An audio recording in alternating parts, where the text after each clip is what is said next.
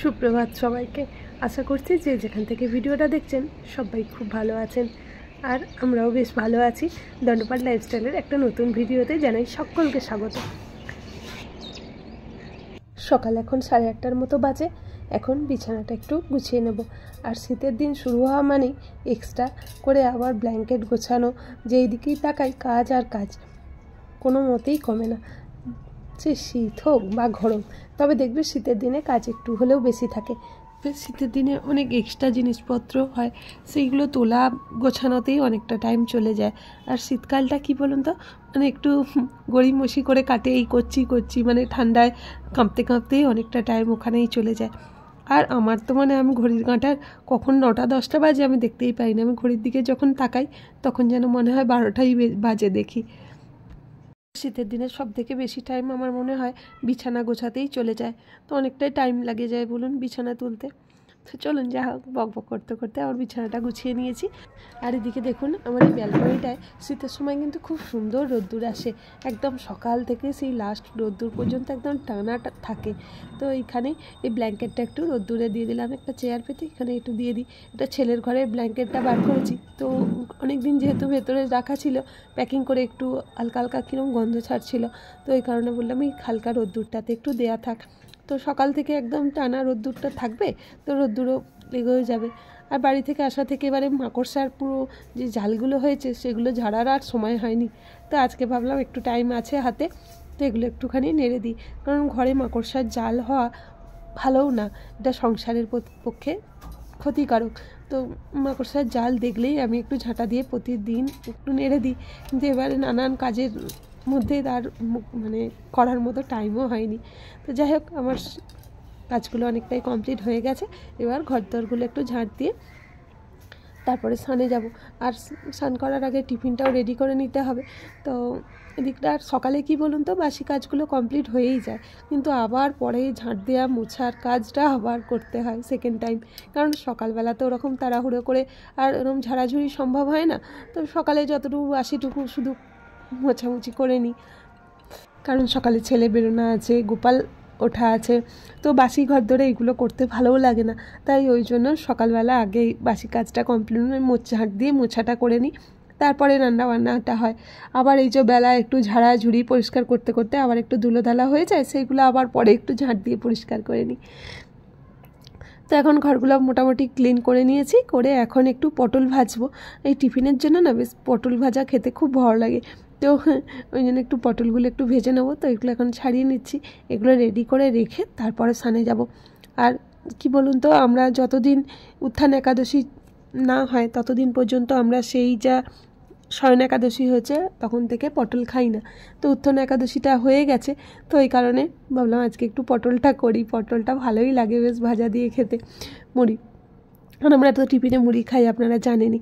তো এখন এই জলের ড্রামটা খালি হয়ে গেছিলো, তো এটা ভাবলাম একটু পরিষ্কার করে নেবো। তো ওই জন্য আমি এটা একটু বেকিং সোডা আর ভিনিগার দিয়ে এটা রেখে দিচ্ছি।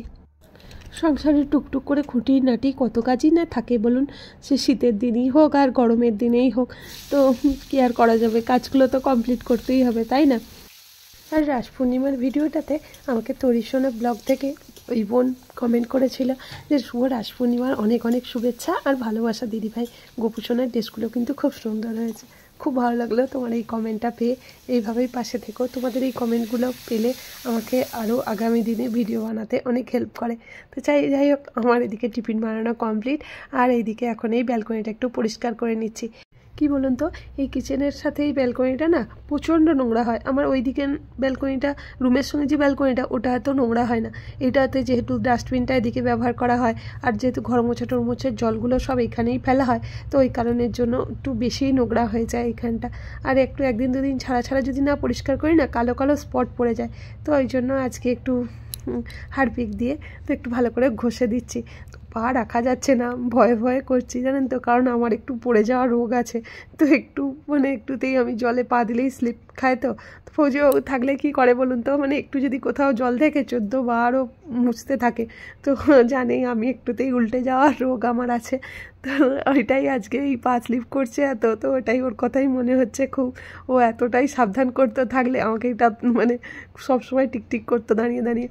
তো চলুন যাই হোক, আর এগুলো ভেবে তো লাভ নেই, তো এখন কাজটা নিজের কাজ নিজেকেই করতে হবে। চলুন যাই হোক, আমার এদিকটা অনেকটাই হয়ে গেছে, বাস আমার এবার স্নান করে পুজো সারবো। আমার আজ মানে সকালের মতো কাজ কমপ্লিট, কারণ সেই ভোর থেকে করছি, সেই ছেলের রান্না টান্না সমস্ত কিছুই করে দিয়েছি, আর এই পর্যন্তই, বাস এবার দায়িত্ব নিয়ে নেবে পুরো মা। তো চলুন দেখুন আমার এই ব্যালকনিটা কি সুন্দর পরিষ্কার হয়ে গেছে, তাই না? আর এদিকে এখন স্নান করে বসে পড়েছি পুজোয়। তো এখন এই যে গোলবাবুদেরকে স্নান করিয়ে জামা টামা পরিয়ে দিয়েছি। আর এখন মানে আমার যে জবা ফুলটা হতো গাছে, তো এই ঠান্ডা পড়েছে বলে মানে জবা ফুলটা অনেকটা কমে গেছে, এখন নয় 3-4টে করে ফুল হয়, আগে তো কত কত করে ফুল হতো, কি সুন্দর লাগে জানেন, এই পিঙ্ক কালারের ফুলটা না এত সুন্দর দেখতে লাগে, খুব ভালো লাগে। তো এখন এই অল্পই হয়, তো কি আর করা যাবে, যেটুকু হয় সেটুকুই ঠাকুরের পায়ে দিতে পারি, এটাই ভালো লাগে। তো চলুন আমার এদিকে পুজো টুজো কমপ্লিট করা হয়ে গেছে, এবার টিফিনটা করে নেবো। আর এই যে মা টিফিন রেডি করে নিয়ে বসে আছে আমার অপেক্ষায়। তো এখন এই যে মুড়ি টুড়ি খাবো, আর তার আগে এখন ফৌজিবাবুর সঙ্গে একটু ফোন লাগাবো। চা খেতে খেতে একবার হবে, আবার এই টিফিন খাওয়ার আগে একবার, টিফিনটা খেতে খেতে একবার ফৌজিবাবুকে ফোন করতে হবে। তো যদি ব্যস্ত না থাকে, যদি কাজে না থাকে তাহলে ফোনটা ওঠাবে, আর যদি ব্যস্ত থাকে তাহলে তো আর হবে না। তো এই করেই কাটে দিনগুলো, আর থাকে না তো এখন ফোনেই সমস্ত কিছু, যেহেতু সামনে থাকে না সেহেতু মানে ফোনেই এখন সব কিছু। তো ভাবি তাই যে যদি না এরকম অ্যান্ড্রয়েড ফোন বা এরকম ভিডিও কলে কথাগুলো না হতো তাহলে কীভাবে কি দিনগুলো কাটতো, এক সময় তো কেটেছে দিনগুলো, তাই এখন ভাবি ওগুলো যেন মানে দুঃস্বপ্নের মতো লাগে, কিভাবে তখন দিনগুলো কাটিয়েছি। এখন কিছুদিন হলো এখন ফোন এসেছে হাতে, এখন মানে ভিডিও কলের মাধ্যমে দেখতেও পাই সারাক্ষণ, তো তখন তো আর এগুলো ছিল না।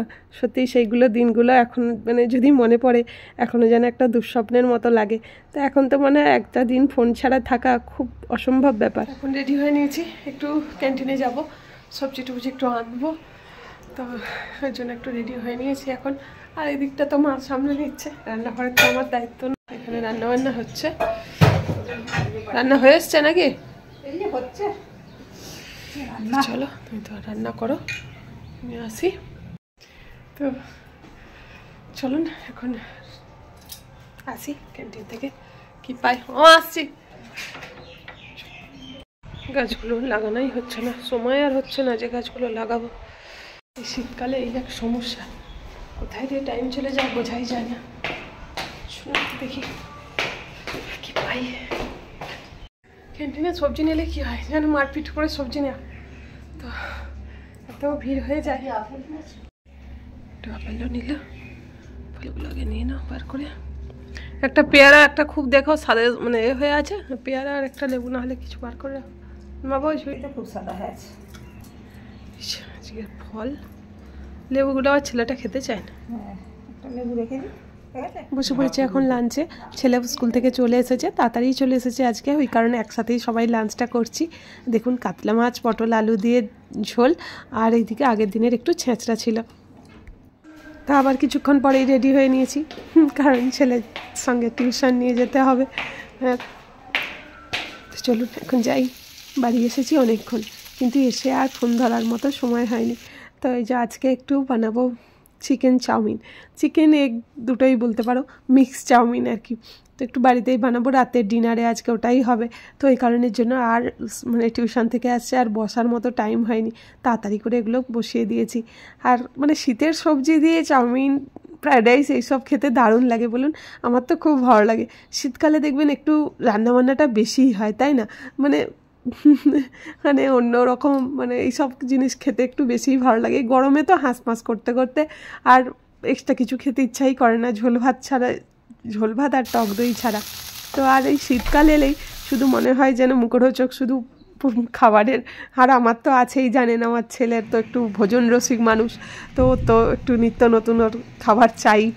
তো চলুন আজকে ওই জন্য সমস্ত কিছু সবজি দিয়ে একদম ক্যাপসিকাম, গাজর, বাঁধাকপি, বিনস সব দিয়ে একটু আজকে চাউমিন বানাবো।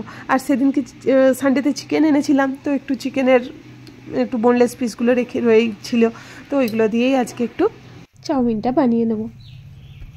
বাড়ির তৈরি জিনিস একটা আলাদাই হয়, তাই না বলুন? যতই বাজারের জিনিস খাই তো বাইরের মানে বাড়ির জিনিসের একটা আলাদাই স্বাদ গন্ধ বলুন সমস্ত কিছুটাই আলাদা।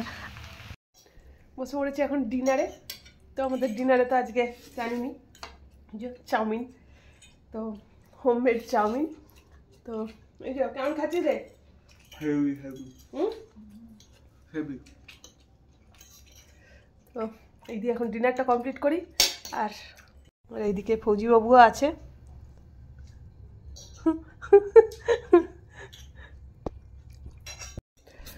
তো ডিনারটা কমপ্লিট করে নিই আর এখানেই আজকেও বিদায় নিচ্ছি। তো দেখা হবে আবার একটা নতুন ভিডিও নিয়ে। ততক্ষণ পর্যন্ত সবাই ভালো থাকবেন, সুস্থ থাকবেন। আজকের মতো টাটা।